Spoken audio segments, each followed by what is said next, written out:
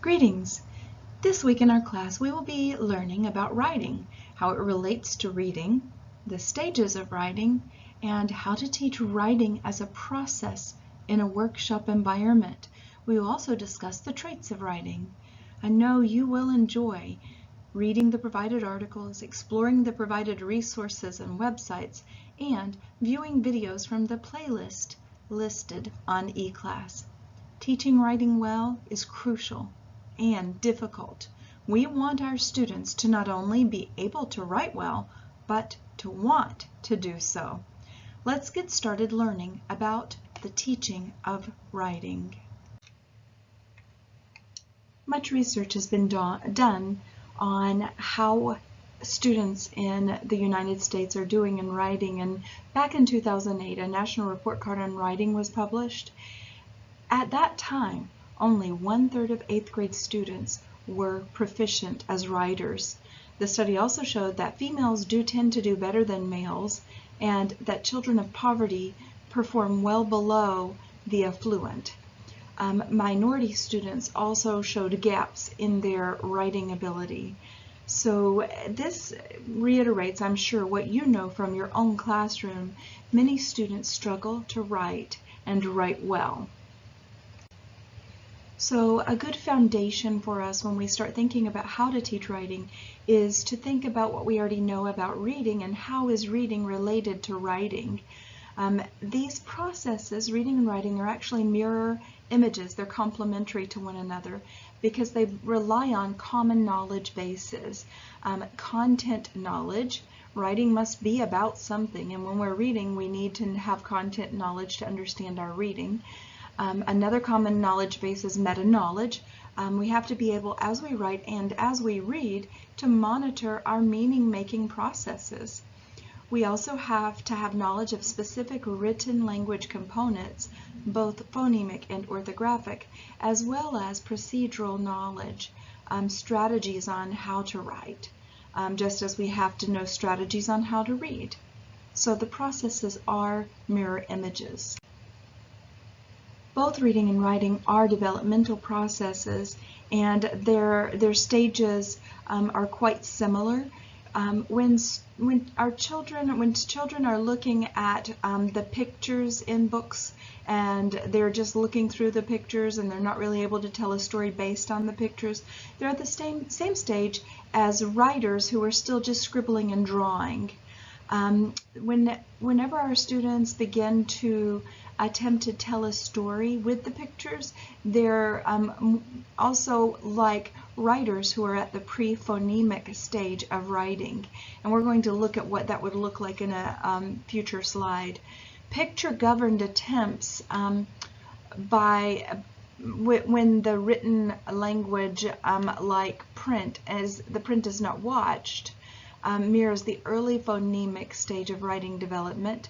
Now, when a child begins to acknowledge the print and try to watch it when they're attempting to read, they're getting close to the letter naming stage of writing. Whenever they are using print-governed attempts to read and they are using strategies but in an imbalanced way, they're like transitional writers. And then when they're able to read and they can read independently, they are more like the conventional stage of writing. So here you can see what the scribbling stage looks like. There are some things on this slide that maybe look like letters. They're letterish. So this is a very advanced scribbling stage. The pre-phonetic stage of writing is when students are beginning to write randomly letters and numbers, but their letters and numbers have nothing to do with sounds that they're trying to write. It's pre-phonetic.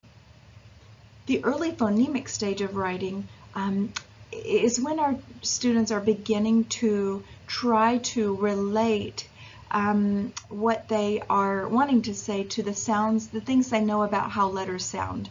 So this is an example of early phonemic writing. Perhaps it says, "I want a sundae." Now here we have an example of the letter name stage of writing. It's actually quite advanced letter name stage. You can see that the student here is able to get many of the salient sounds included in their writing.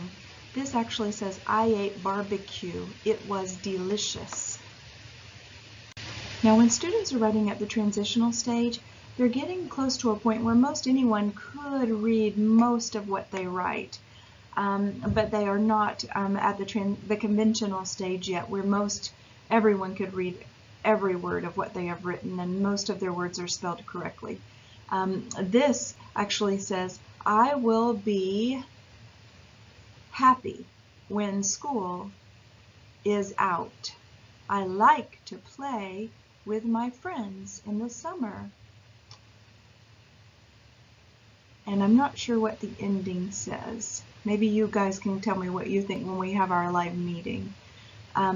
This lower box picture says, Dear Mommy, I drew this picture for you. Love, Kayla. Now, the conventional stage of writing may not be perfect. As you can see, there is a spelling error in this example, but it's getting to the point where all of the words are actually spelled correctly.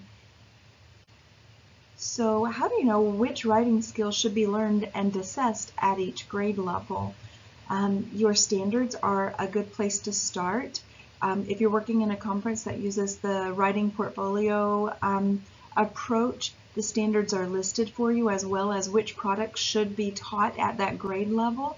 However, just because you're teaching 6th grade does not mean that all of your students will be at the conventional stage of writing. You may have students at much lower stages. One year I taught a child, he came into our school in the middle of the school year, and to him, writing meant copying something that was written down in front of him. He had never sounded out words to try to write them down. He had a great deal to learn, even though he was in 4th grade. So how do we know what we need to teach? Well, we assess our students. And one of the things that I recommend everyone do is to take a writing sample on the first day of school. Give the students a certain amount of time to write, maybe 5 minutes if you're teaching 2nd or 3rd grade. You can give them a prompt and ask them to just write their very best. And I always would tell my students, you can't be done until the time is over, and I want to see you writing the entire time. So that would keep the student from, maybe writing 1 word, 2 words and saying, I'm done. If they knew that we were going to be writing the entire time, it helps them be more willing to participate in writing the entire time. By looking at those writing samples, you'll be able to see much about your students and what developmental stage they're at and what you need to teach them. You can look at your standards, look at where your students are, and make some lesson plans, yearly plans even, from what you see on those first day samples. Now, what should children be able to do in writing?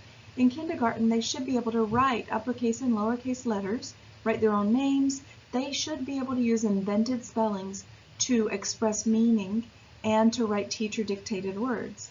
They're becoming aware of the difference between kid writing and conventional writing, and some of them, especially if they're from a home where they have maybe been chastised for misspelling things, or every time they wanted to write someone provided the proper spelling, they can be very reticent to participate in the invented or the temporary spellings. However, many students learn to read by sounding out words as they write. So it's a critical time for them. I always told my students, when we're in Writer's Workshop, I won't spell any words for you. You have to sound them out, and you have to have a sound for each letter. And if you get stuck and you're pretty sure you spelled it wrong, just circle it and we can talk about it later. I emphasize that when we publish something, we would make sure that every single word was spelled correctly, but that when we were drafting, that was not the time to be stopping our idea flow by focusing too much on conventional spelling. Now, in 1st grade, many of the students should be able to spell 3- and 4-letter words conventionally. They should be writing text for others to read. Their Writer's Workshop time should be purposeful. They should write independently using a mix of invented and conventional spellings, using basic terminal punctuation and capitalization, and they should be taught and able to produce a variety of types of compositions, both stories and lists and letters, all sorts of types of compositions. Second graders are able to correctly spell previously learned words and spelling patterns in their own writing. They should be able to very consistently represent the complete sound of the word when they're spelling independently. I tell them if they get a letter for every sound in the word, anyone can read their writing, and that if people are having trouble reading their writing, they need to be more careful about the sounds they're hearing and make sure they have a letter for each sound. They should be able to make reasonable judgments about what to include in their writing, and be able to productively discuss their writing and others' writing. They should be able to use, with assistance, conferencing, revision, and editing to improve their writing. They should, in other words, be able to very fully participate in writing process. They should be able to write reports, well-structured reports, informative reports, and be able to attend to their spelling mechanics and presentation in their final products. And they also should be able to have a variety of compositions. So once again, third graders should be able to spell correctly what they've learned, words they've learned and spelling patterns they've learned in their own writing. They should be able to begin to incorporate literary words and language patterns, elaborate descriptions and figures of speech in their writing. They should be able to discuss their own writing with others and others' writing. They should be able to combine information from multiple sources when writing reports. They should use conferencing, revision, and editing with confidence and with great independence. And they should be able to review their work for spelling mechanics and presentation, and to produce a variety of writing in various formats using multimedia forms. So rather than tell you everything students in grades 4 through 6 or 4 through 8 should use, please use your writing standards. Your writing standards will guide you as to which genres to focus on a great deal within each grade. In many school systems, third grade is the time to really truly learn how to write a narrative and know how to incorporate characters and setting and climax and all of those sorts of things within their writing. And every year they will continue to write narrative writing. However, they will do more and more elaborate and sophisticated narratives. Now, in other grades, they'll be focusing more on persuasive writing or informational writing. Every grade usually has a big focus, but other sorts of writing continue to be used and learned. Our standards are our best guide for what to teach our students, along with our knowledge of what our students need to learn and maybe have not mastered from previous grades.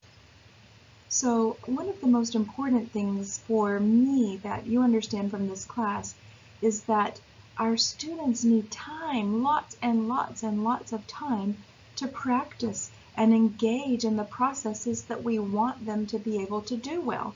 We cannot take our 45-minute writing period and talk to them for 30 minutes and expect them to grow as writers. We need to give them quick mini lessons and mini lessons that meet needs that they currently have. And then we need to give them lots of time for writing, and we must save time for sharing and conferencing. So we have to focus on giving them time and access to write, ownership and choice. One of the fastest ways to help your students want to write is to let them choose what to write. If you are always choosing the topic for them or choosing the genre, you're going to have a classroom of very defeated writers or non-writers. So you must allow the child to choose as much as possible what they are writing within the constraints of the standards. Every time you can give them choice, give them choice. We also have to have response to our writing. Who of you would want to write a story if the only person who was going to hear it was your teacher, and that person was going to just scribble all over it and tell you the things that are wrong. We need to have the opportunity for response to take place in ways that make the writing better. Just knowing that they will get a response from someone besides the teacher will often help many students in your class want to write better. It immediately improves the quality of writing. We do this by having a community of writers. We make our classroom a place where we learn together, we write together, we share together, we respond to each other's writing in thoughtful ways that help us grow and help us feel confident. All of these things are very important for you as teachers of writing to remember and to internalize. So as the teacher, you have a very important role to play in the writing workshop aspect of your classroom. You have to help your students become literate in ways that are able to be demonstrated. And writing is one of those ways. You have to help them learn that writing is sensible. It's a sensible process. They can do it. And we do that by helping the writer look at what they can do, build on their strengths, not on what they can't do. We model the power and value of writing. We do that by being a writer ourselves and having things to share. We also have to manage the classroom environment. We need to have spaces where students can think and write without noisy interruptions. We have to have a space for getting together as a class to share and be a community of writers. We have to have spaces for small groups to work together quietly without disturbing others. We also have to create quality learning experiences. This is very natural for some teachers and not for others. I often see it more with lower grade teachers. They take their students out on a field trip, or they do some cooking in class, or they have a class visitor and then they write about it. We should be doing the same thing with our students regardless of their grade. And we must also remember that our writers in our classroom don't like to write in a vacuum. We need to provide responses and allow others to provide responses to their writing effort. So these are things you need to assume as a teacher. Writing instruction should develop lifelong readers and writers. It should occur in a social context. It is an active discovery, not transcription. It is not copying one thing down onto another sheet of paper. If your students are not writing, it's going to be very difficult to teach them to be better writers. So what sorts of things do we want our students to develop? Probably one of the biggest things we need to think about is helping them develop a sense of self as a writer. One of my favorite things I used to always say to my students is, well, you have to decide that you're the author, you're the writer. Always help them to see that they're the ones who are the writer, they're the ones who make the choices, they're the ones who decide how their writing is going to be. We need to help them develop a willingness to engage in the writing process. You're going to have students who absolutely hate pre-writing, and your job is to help them come to a point where they can understand that pre-writing can help them have a stronger piece of writing, a more well-developed piece of writing, a piece of writing that requires less revision at the end.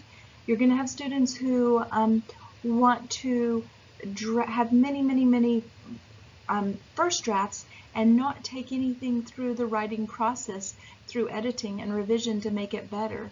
And then you're going to have students who only want to publish. So we have to help them understand that they need to be willing to engage in their entire process. We want them to know what resources they have. We want them to be able to read as writers. That means when you're reading and you come to something that's beautifully written or well written, you think about it as a writer. What did that author do that made this beautiful? And we can model that to our students by when we're doing classroom read-alouds or when we're reading with our core book and pathways, we can stop and say, I really like the way that this author said that. Let's read it again. So that's teaching them to read as writers. We also have to make sure they understand workshop procedures. A workshop is only as good as its procedures. So very quickly getting our students ready to write and getting them writing, and very quickly helping them transition between writing and sharing, for example. All of these procedures give us more and more and more time for them to write. We need our students to develop a sense of purpose and audience. The very best way to do that is to have them engage in authentic writing and to let them have a share time where their peers at least can hear what they've written.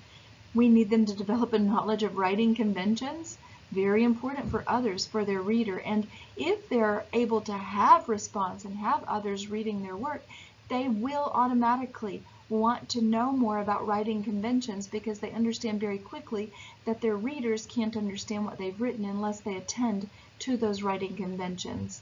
And we need to help them develop the ability to demonstrate their development as a writer.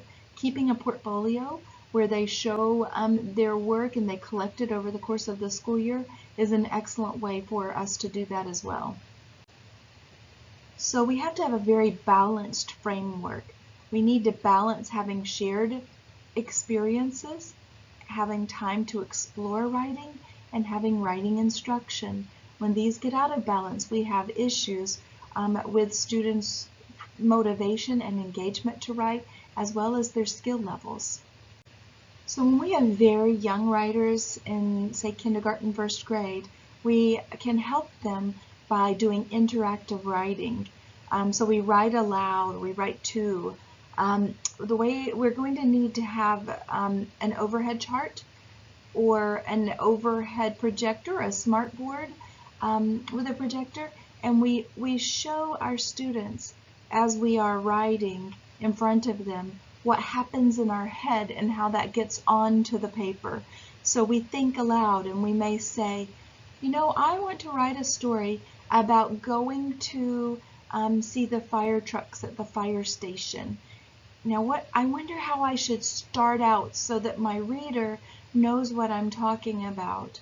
I know I'm going to tell them I was excited because it was a field trip day. When we do that, we think aloud, and then they watch us write those words down on paper, and then they understand the writing process because we're being very explicit. We help them relate the spoken word to the written word. And we can ask questions that relate to the conventions of writing or the features of text as we're writing. For example, after we write a sentence, we can write a period and ask the students why we think we put the period there. And this time allows them to absorb how to be a writer. Good ways to engage in interactive writing include the morning message. There's a picture on this slide of a morning message. A morning message in kindergarten, first grade, the morning messages are absolutely crucial, I believe, to helping your students become readers and writers.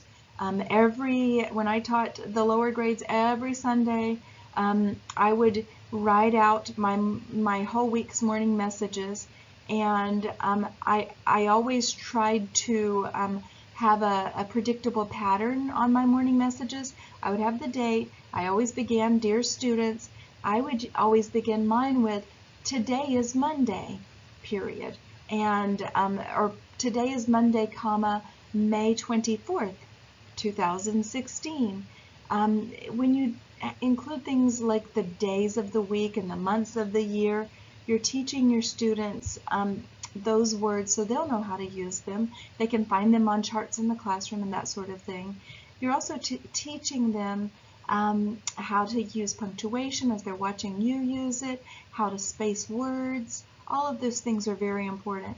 On my morning message, I always like to include something that was unique to that day. So for example, if it was a Tuesday and we were able to go to PE on Tuesdays, my morning message would say, dear students, today is Tuesday. On Tuesday, we get to go to PE, period. I wonder what game we will play, period. That sort of thing is always good to include in the morning message. I always tried to include, if a student had a birthday, I would write about their birthday on the morning message. And by the end of the year, most of kindergarten should be able to read that morning message independently. Other ways that we can engage in interactive writing with our students is having a daily news, mini lessons where we're writing on our paper and modeling our writing, having responses to literature. We can write directions for routines. All of those are ways we can have our students write interactively with us. So here's more about the morning message. Now you can see this is something that I always did as well.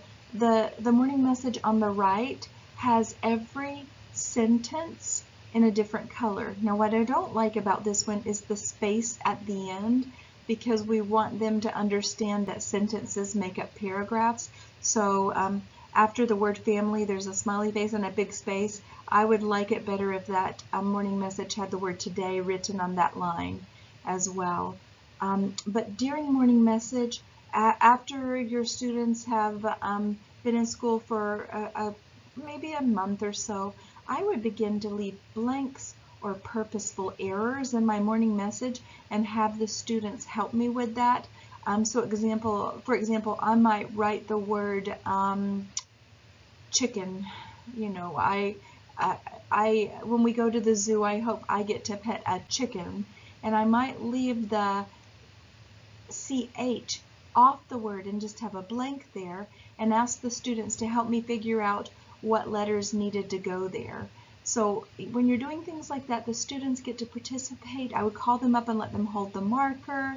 All of those things are excellent ways to have our students writing interactively with us. Now, something that I did in my classroom when I taught kindergarten was my students were, I had a different leader every day, and the leader, every day that it was someone's turn to be a leader, they got to help write a story on the chart paper up front about whatever they wanted to write about, while the other students watched. And the other students were to participate by helping figure out how to spell words or what sentence should come next. So we help our students do this. We can write large parts of it for them and have them write in certain words or parts of words. And we can have the entire class participating, helping us stretch words out to be able to figure out what letters need to be included when we're trying to spell them. Now, something I always like to do with this approach is, after the story was on chart paper, what I would do is write the story down, breaking it into pages, so maybe a sentence per page. I would write the story on blank computer paper, and then my students were able to do the illustrations. So they could very quickly have a published text. We would take those, and I had laminated construction paper that we would staple as our front and back cover, and we kept those in the classroom library, and the students loved reading each other's writing in the classroom library, and many of them could read it because they were there when it was written, and it was empowering in many ways. At the end of the school year, each student will have several stories that they have dictated and helped compose, and that they've illustrated, and you can send them home with the students the last week of school after they've been in the library and the students have been able to read them all year. And I've heard from students decades later even how much they still enjoy the books that they created when they were in kindergarten. So let's talk about Writer's Workshop now. What is Writer's Workshop? It's basically the time where your students learn to write and share. Status of the class is a time where you very quickly go through your class and you ask them to tell you what they're going to be doing that day. And many teachers do this in various ways, like some will use a pocket chart and the students will choose either a pre-writing or a drafting or a editing or a revision or a publishing card and put that by their name on the pocket chart. Other teachers very quickly go through their class and say, what are you doing today?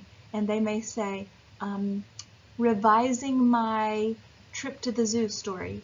And you jot that down as a teacher, and that's good for you to help keep them on track. If they are doing pre-writing 3 days in a row and they haven't started writing yet, you can prod them along and say, today is probably a great day for you to start drafting, and I'll be coming around later. I can't wait to see what your first sentences are.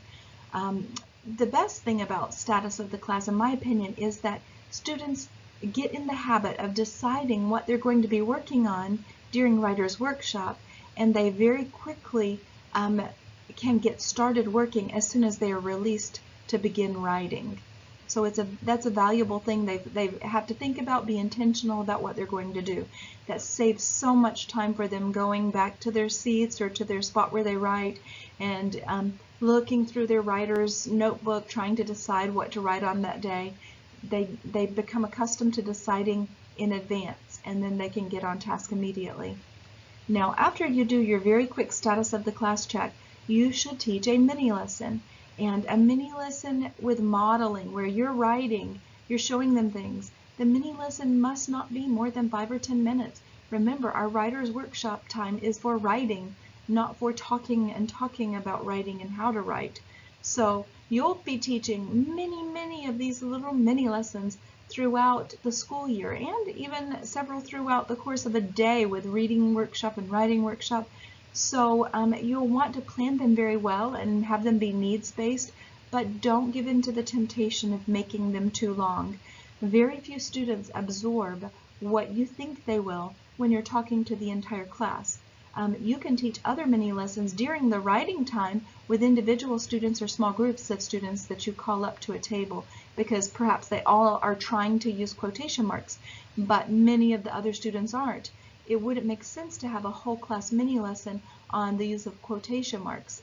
It makes more sense to call up the few who are trying to use them and teach them how to do it in a smaller setting where the learning can be more effective. Now, after you have your mini lesson, you release the students to go do the work of writing, and it's typically 10 to 25 minutes. Kindergartners, first graders are going to have to build up stamina to be able to work that long. We don't want to wait until many of our students are off task.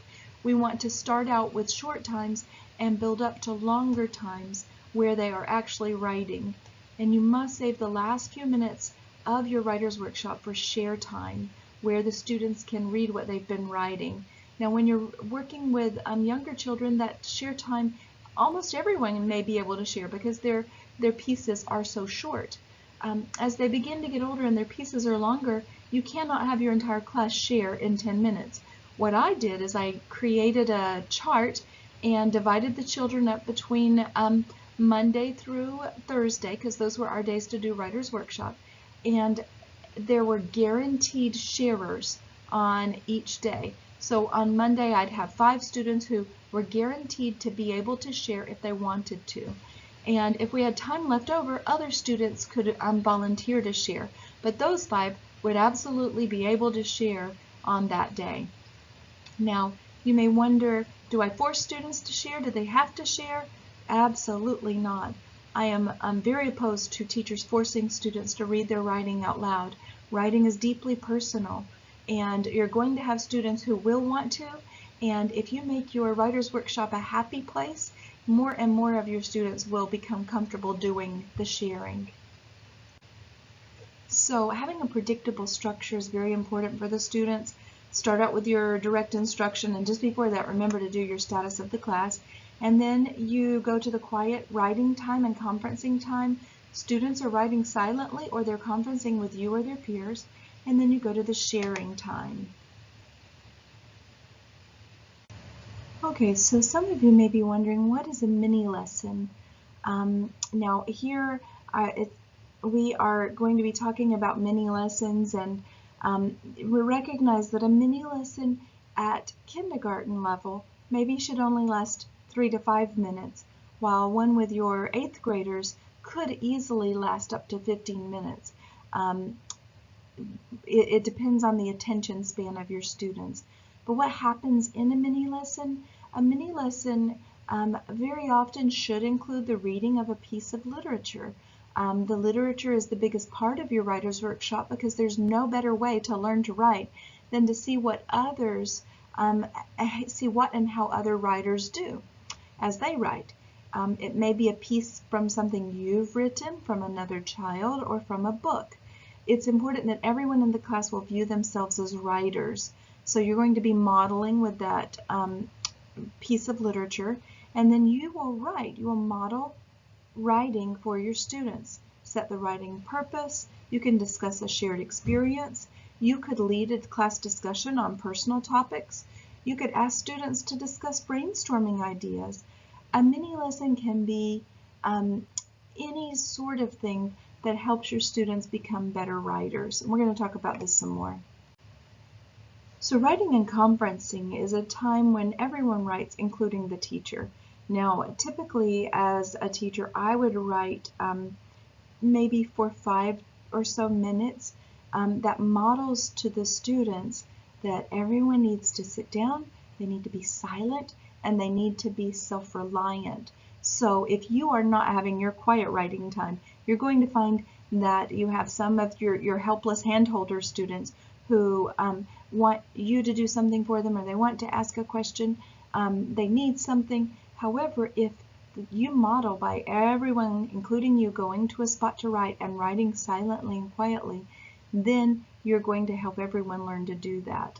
Now, after a few minutes, you will begin conferring with students on specific writing traits, and students might discuss with each other and partners their work. All of these things you have to teach your students how to do and do well so that it's not a time waster. Students revise and edit during this time after they're reading their writing out loud, and they can revise and edit as a result of conferencing with you. So conferencing is very important time as well as writing, and it's going on simultaneously. The Pathways website actually has some resources on how to conduct conferences, as well as the resources in this class. You can view videos of other teachers conferencing. I would like to make sure to emphasize that conferencing should be positive.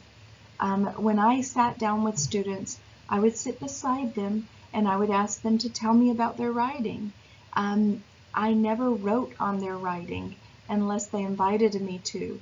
So for example, if I noticed a child had misspelled a word, during the conference, if my conference with them is getting them ready to publish, I would say, oh, I see here's a word that needs to have a traditional spelling. Would you like me to write it above there?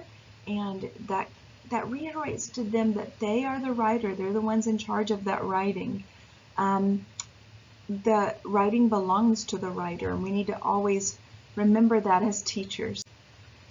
Now the group share time very quickly becomes one of the favorite times of the day, both for the teacher and for the students. You have to have a meeting place where the authors in your class gather to share their work. The students volunteer to share their writing, and you can have a schedule if you have too many volunteers. You have to establish ground rules. One of the most important things that I learned as a teacher was have them put their writing behind them or under them. Otherwise, they're tempted to add a last-minute word or two or make a last-minute edit to their own writing. And that's not honoring the person who is being brave enough to share. Everyone listens when someone reads. The listeners can raise their hands to ask questions of the authors. And I actually perform many lessons on how to give suggestions. And I taught my students the sandwich method, where you say something you like, very specific. For example, I like how you said he giggled, and you didn't use a boring word like said. I'm wondering what you're talking about when you said he ran into his friend. Where were they? What happened? I can't really picture that in my mind. And then I'm so excited about the way you're ending your story. It makes me want to find out what the next story in this series is going to be about. So that's an example of a sandwich. Another thing that teachers can do is have 3 stars and a wish, where you say 3 very specific things that you liked and 1 thing you wish that they would do or could tell you more about. It's absolutely critical that the share time be a safe time. Now, publishing can occur in many forms. You can have their stories up on bulletin boards out in the hallway. You can have them typed into newsletters. You can have books published by the students like we talked about earlier in the classroom library. Some teachers have classroom websites or blogs. Others have their students make submissions to kids' magazines and websites. So there are many ways to publish their writing. It's important that they do take pieces all the way through publishing. You always remind them to include the author and illustrator information on their pieces that they're publishing. Something that I found very helpful is if you can find a parent or someone to volunteer in your classroom, if you have students at that transitional stage where they are ready to complete multiple drafts, but they don't want to do multiple drafts if they're having to rewrite it every time, but they're too slow to type their own stories. So word processing could make their lives a lot easier with the multiple drafts, but they are very slow typists. Something that I would do is ask a parent to come in maybe 2 days a week during the writer's workshop time, and I would have her use a computer in the classroom, and the students could come up and ask her to type their drafts, and she would type it very quickly. We had a spot on our classroom, on our school server, where students were able to save their work. She would save their work to their folder, and they could access it and go in and print it out, and then they could write on that draft, that typed draft, and go back in and make the changes themselves. So they weren't trying to type the entire piece, they were just typing changes. Now, I know you do have to teach them to type and get them to typing at a speed where they can be self-sufficient, but this is a good way to get your students more willing to engage in process writing, to really up the level of their writing by making multiple drafts without them becoming discouraged about doing so because they're having to do so much writing. Okay, so we're going to discuss the types of mini lessons that students will need for you to teach them. And the first one is procedural mini lessons. We actually have to teach some of the most mundane things that you may think are ridiculous, but if you teach these types of mini lessons a great deal at the beginning of the school year, you will save so much time all year long and give the students more time to write. Teach them where to keep their writing folder.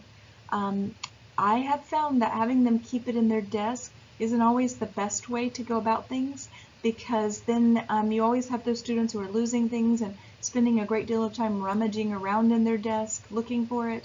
So I like to have a basket where we filed our writing folders. You have to teach them how and where to sit during a mini lesson. Teach them how to share.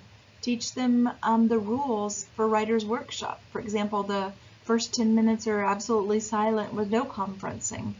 You teach them how to conference, how to write the title, the author's name, the date, how to write on every other line so they have room for revision and editing, how to organize their writing folders, ways that they can publish. You need to have many of these types of mini lessons at the beginning of the year. Strategy mini lessons are also very important. You teach them how to save everything, all of their writing pieces, because they might want to use them later. You teach them how to read their writing and have a conference with themselves to choose topics. You teach them to choose topics after hearing other writers' pieces. You teach them how you use specific rubrics and knowledge, and how to choose topics by jotting down their experiences as they're having them. My students, we had a special brainstorming section of our writer's notebook, and we would make quick lists where they would list things that bug them, things they know how to do, times they laughed really hard. All of those can become stories or things that they write about later on. Another type of mini lesson that you teach your students are qualities of good writing. Writing great leads is a wonderful mini lesson. Writing effective endings. I used to tell my students that if you have to write the end for the reader to know that your piece is over, you're doing something incorrectly. And I taught them how to write effective endings. You teach them how to have a strong middle, how to show and not tell, how to use strong verbs and powerful adjectives, how to keep their writing focused, how to add and remove information to make things more clear. One of the beautiful things about the internet is that you can Google mini lessons for any grade level and on any topic and find them for free.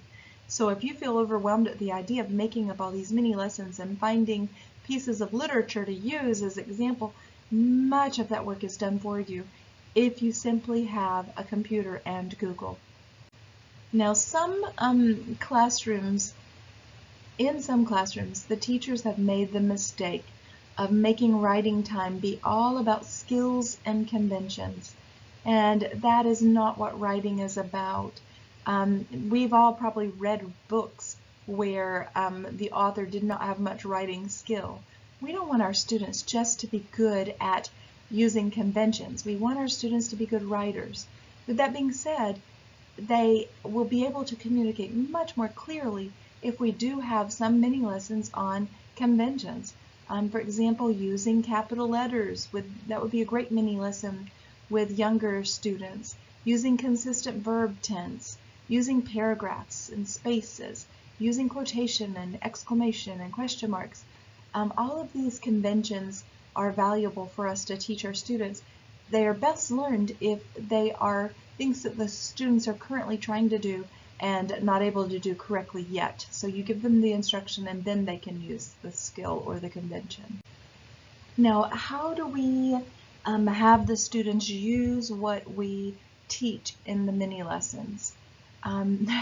That's always something that is kind of a difficult point for teachers, especially if they're used to teaching writing in a very traditional way. Something that I always like to end a mini lesson with are words like, I hope to see you using this in your writing, and I'd love to see it today. Very often, that's all the encouragement that most students are going to need. For example, if I've just taught them to have a strong lead and they're writing a story, they might go back and revise their lead and make their lead be better. And if I see them doing that, you better believe I would highlight them and at the share time say, oh, I really need Sally to share how she changed the beginning of her story. Sally, will you read it the old way and the new way and show them how you used what we learned today? Now, sometimes you have to be a bit more directive in having them use the mini lessons. You may want to say to them in a conference, now, I know I've taught you about how to use capital letters when you are putting the names of places, and I want you to revise your piece for that now. So we try to encourage, and sometimes we direct our students to use that knowledge. We're teaching them to be better writers, to apply what we have taught them to what they've written and what they are currently writing and what they will write in the future.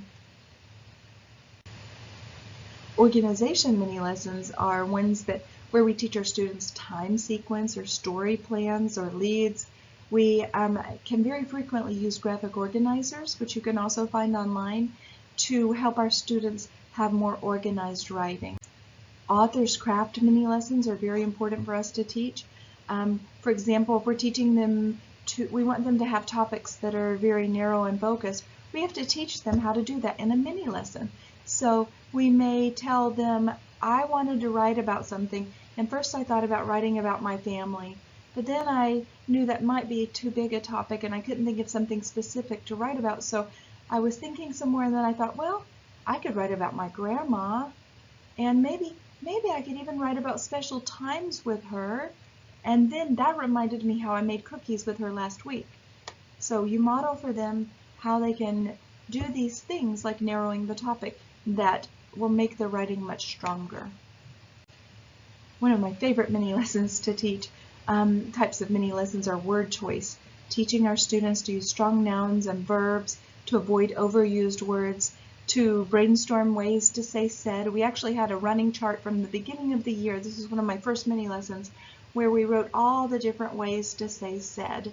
I also did a mini lesson on dollar words and $5 words and $100 words, where we talked about how, yes, we could say the word said. That's only a dollar word. We could say the word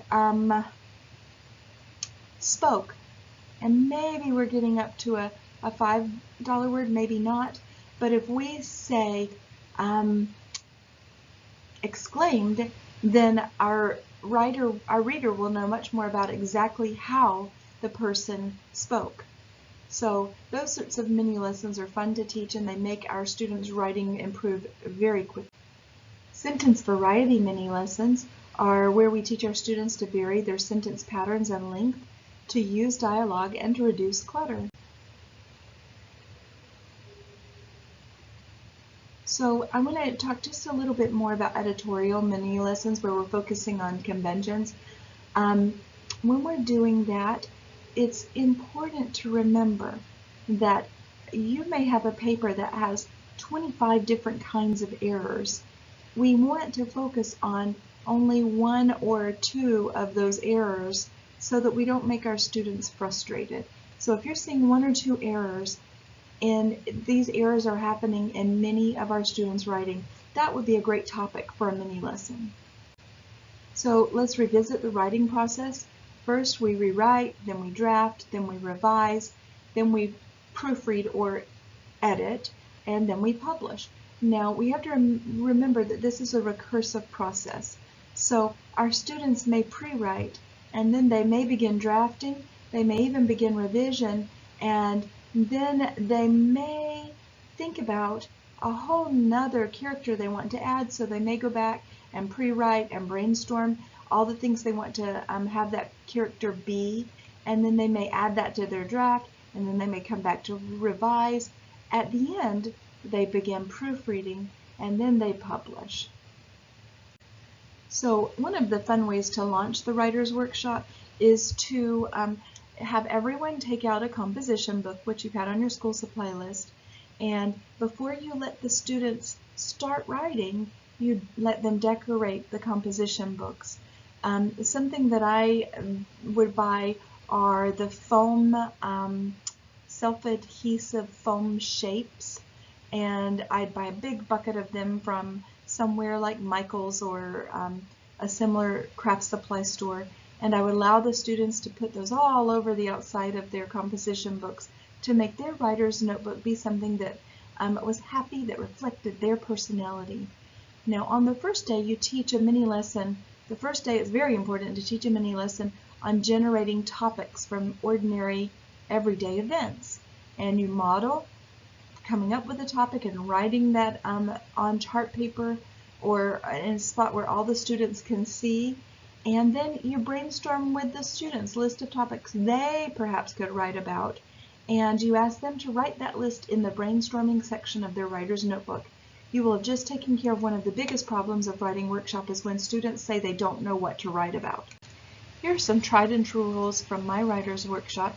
I taught my students to write only on one side of the paper so that when we're revising we can cut the paper in half and add paper in the middle if we need to add a section. I also taught them to write on every other line so that they had room for editing and revising. I also taught them to not erase. If you don't like something, cross it out. And the reason for that is so that later, if you change your mind, you can still have it there. But the biggest reason is so that as your teacher, I can kind of have a window into what you were thinking as a writer. You also have to absolutely adamantly insist that they not worry about spelling on their first drafts. You teach them to save all drafts. In fact, I would not give my students full points if all their drafts were not there. You teach them to date and label their drafts and to keep all their writing in their writing folder and nowhere else. So when we're looking for ideas for mini lessons, we want to always be teaching our students about the traits of writing.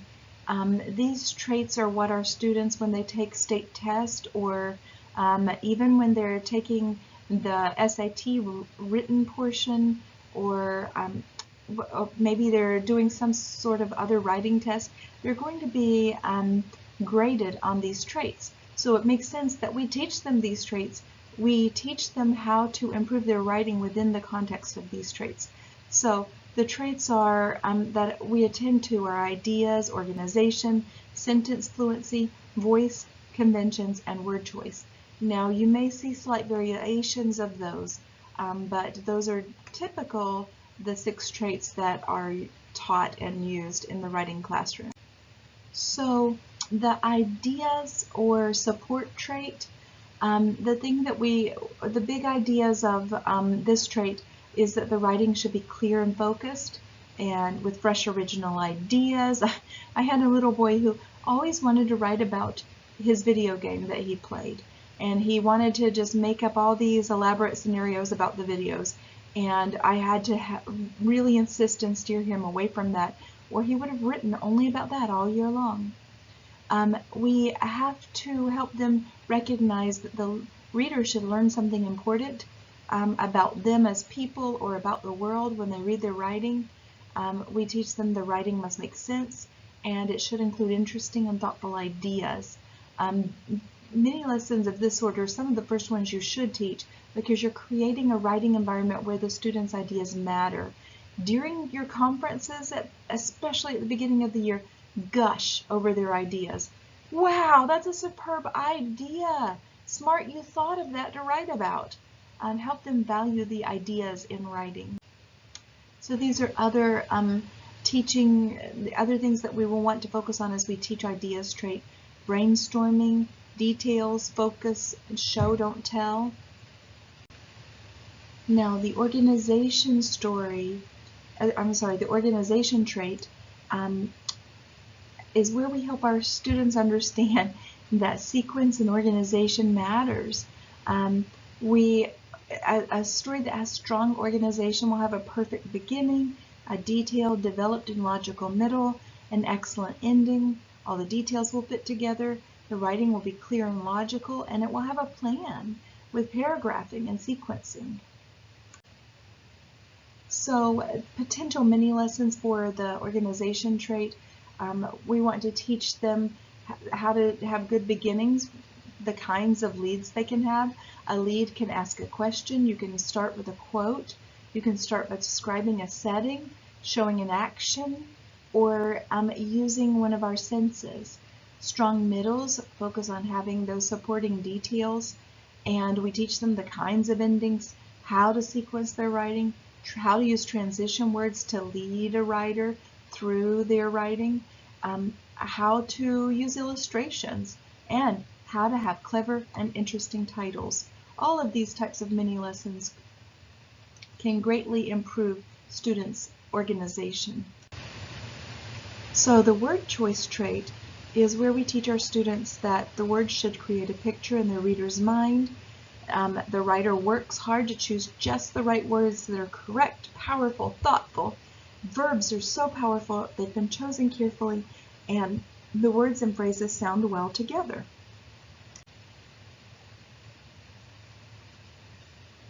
Whenever we're teaching the middle grades, we definitely want to be teaching them to use metaphors and some of those things from literature that will make their writing stronger. We also, with very young students, can begin helping them focus on using other figurative language tools such as similes, alliteration, onomatopoeias, and synonyms. I like to teach word choice first because our ability to think over our words helps our voice to be clear, personal, and precise. Metaphors can be tricky in the lower grades, so it might be better though to wait for metaphors to the middle grade. So the voice trait is one that can be misunderstood. The voice trait is where we teach our children, our students, to consider audience and purpose. If they're writing something for a friend, it's going to be written differently than if they're writing it for their principal of their school. When we think about voice, we always want to try to think about creating a connection between the writer and the reader. One of my daughter's favorite authors is Max Lucado, because she feels like he's talking to her. And the writing And when we have strong voice, good voice, the writing should cause a strong reaction in the reader. And this is where the writer takes risk. He shows who he is as a writer. And the writer shows that they're knowledgeable and excited about their topics. This makes writing interesting.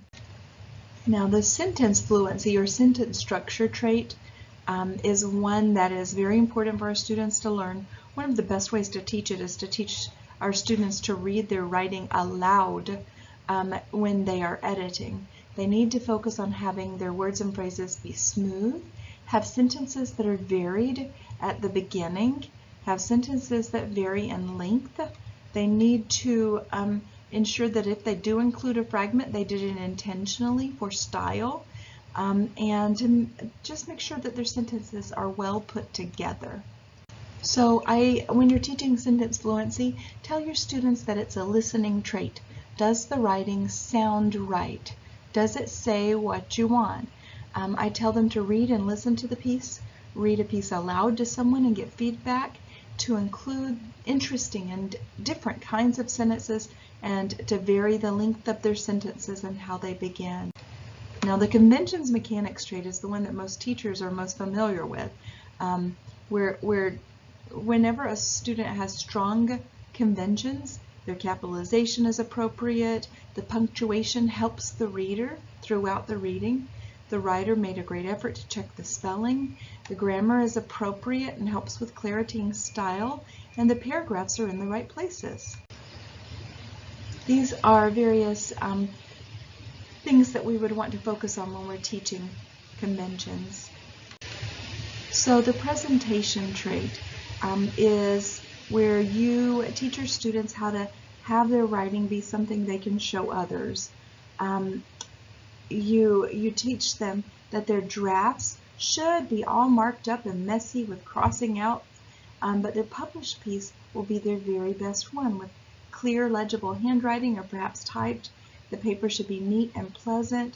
The font should be the right size. You shouldn't have smudges and marks on your paper.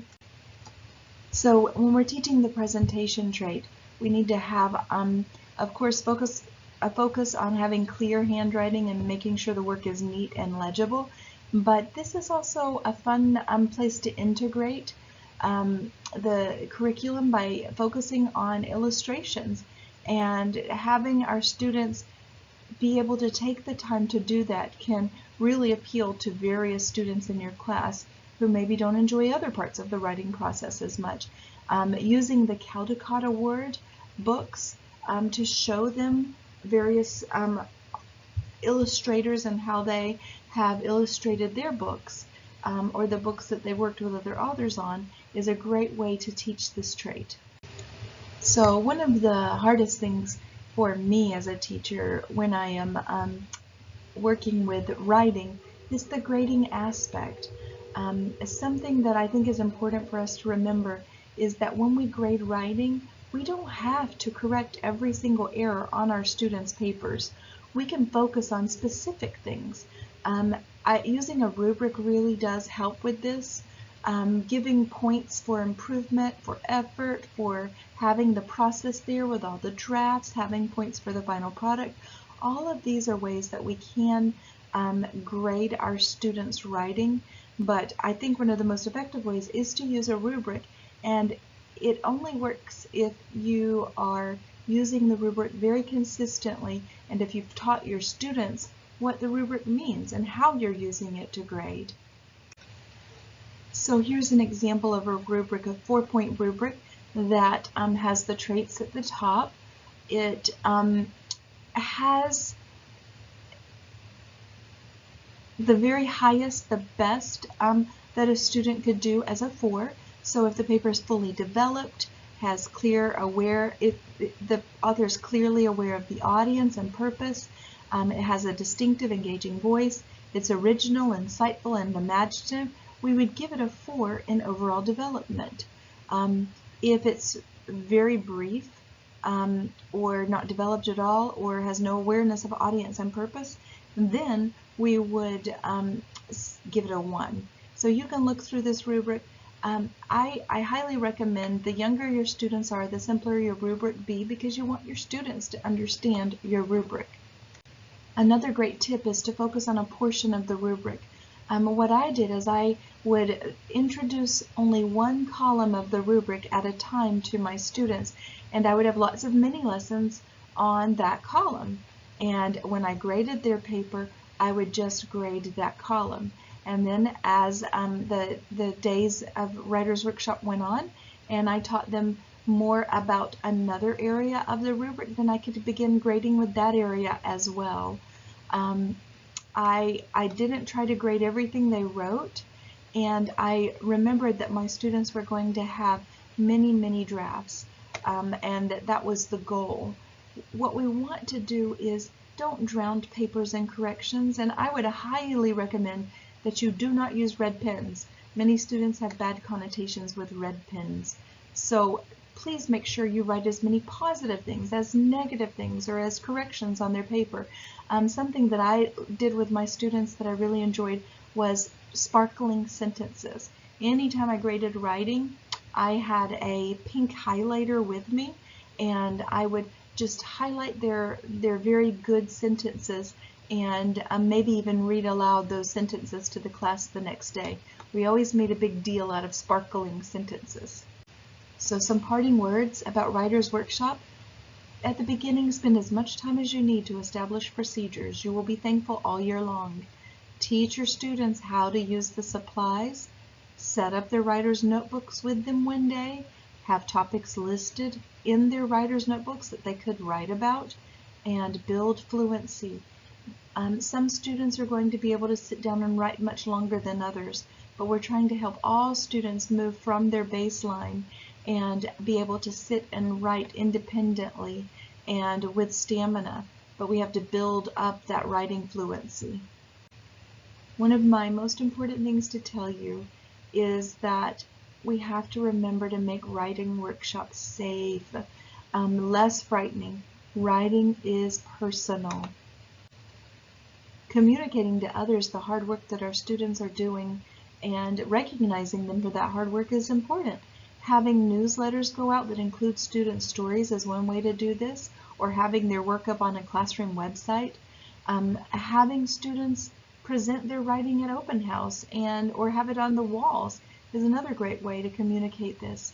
And having a parents' night, a parents' writing night, or author's tea, or author share time is a fun and very good way for us to have our students be able to show their growth in writing.